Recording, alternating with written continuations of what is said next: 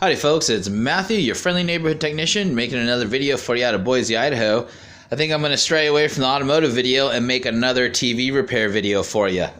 I woke up this morning and my 55-inch Vizio model D50-51.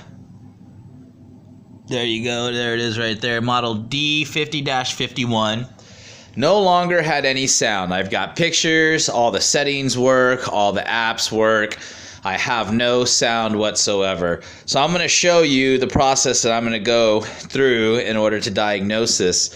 One of the first things I'm going to do is I'm just going to check and make sure that my speakers are on per the TV settings and that all the TV settings are set. Some people will wake up and all of a sudden the sound will go off, and for some reason the TV settings will reset themselves, or the speakers might turn themselves off or something like that. So that's the first thing I'm going to do. Okay, and I got 3 of my 4 little helpers. The 4th one, he's taking a nap. This is my son Aiden, my son Rainer, my daughter Addison, and they're here helping and learning. And he's really strong. So back to business here. So the first thing I'm going to do is I'm going to go into the settings here. Settings? What settings? Into the menu. And we're going to go into audio. Okay, and you want to make sure that your speakers are turned on. TV speakers are on, surround sound on, that's fine. Volume level, balance is good. Lip sync, we'll leave that alone for now. Digital audio out. Now, select the digital audio output format for both the optical and HDMR. You must select bitstream for more than 2 channels. So you want that to be at PCM.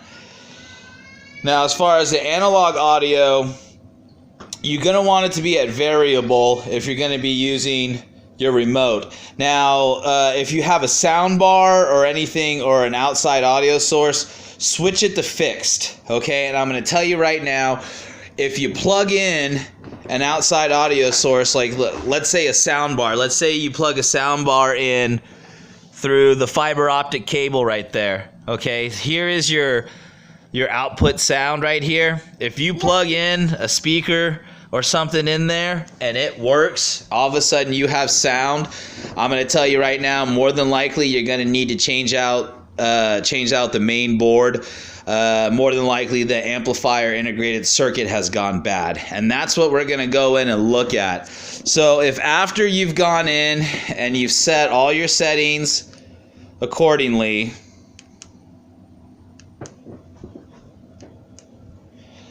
and volume works,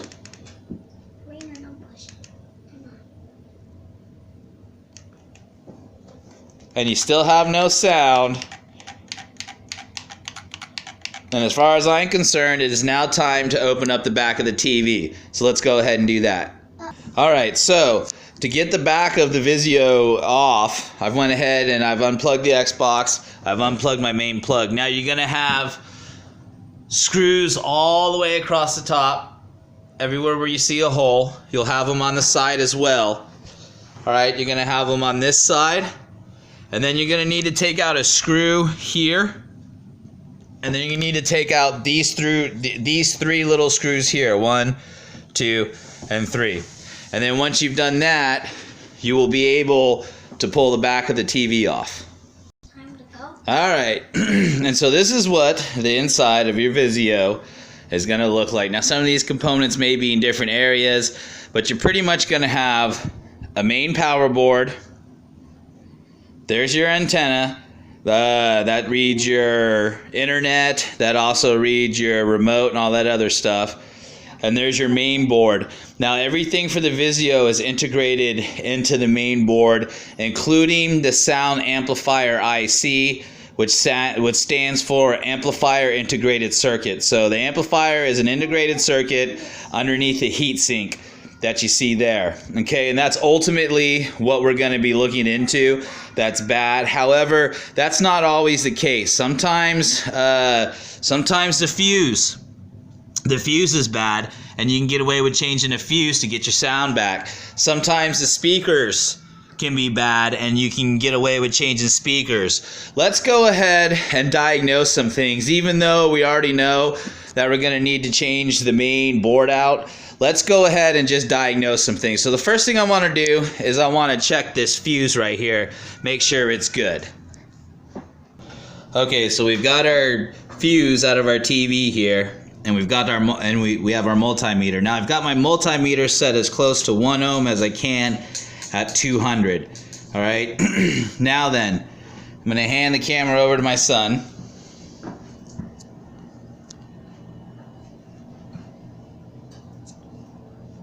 He's going to hold it steady right there. You got that, Rainer? Yeah. Okay. There you go, kiddo. All right, so now then, what we're going to do is the reading on our multimeter, we're going to take our two leads, our positive and negative lead on our multimeter, and we're going to touch them together. All right, and the reading we get, let's see, without touching them, hold on. All right, and by touching them together, we get 2.4. So now I'm going to take the two ends, I'm going to test the fuse. And as I'm testing the fuse here, I'm getting the same reading that I got when I touched my leads together. Okay, so I touch my leads together. So you got 2.7. So now let's go to the fuse.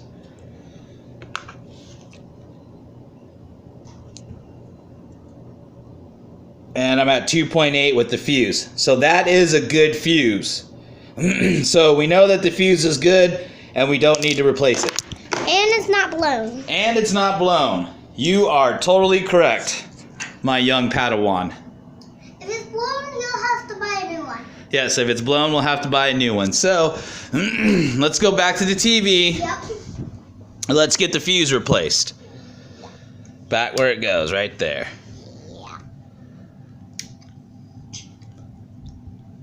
Oops. If the fuse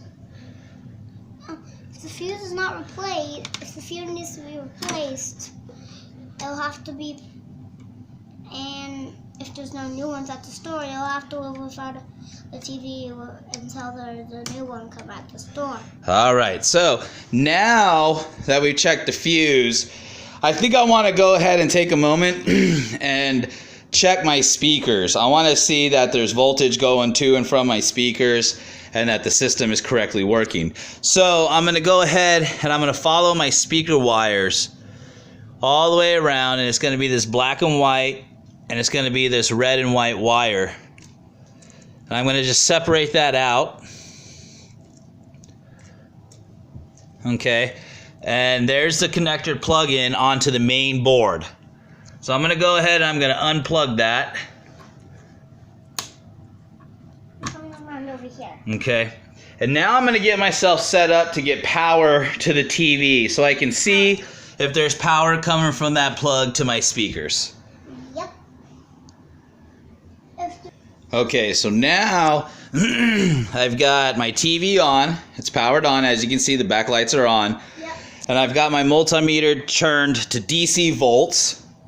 I've identified my speaker plug, and I've unplugged it from my main board. And I want to test this connector and see if I've got good power going through there.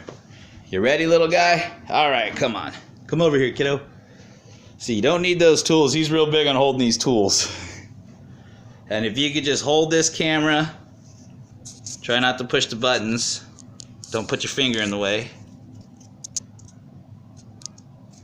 If you could just hold this camera right there for me. Okay, so I'm going to go and I'm going to test all 4 of those prongs for power. Now I'm grounding out on one of my TV brackets over here. Here, come here, kiddo. They need to be able to see the multimeter. All right, so let's see what readings we get. The first prong, we've got close to 6 volts. Second prong, same. Third prong, same. Fourth prong, same. Alright, so Dad, my fingers are slipping off. we now know that there is power coming through the system at the connector. So now what I want to do is I want to go ahead and plug my speakers back in. Plug the speakers back in. And now I want to test for power down at the speakers.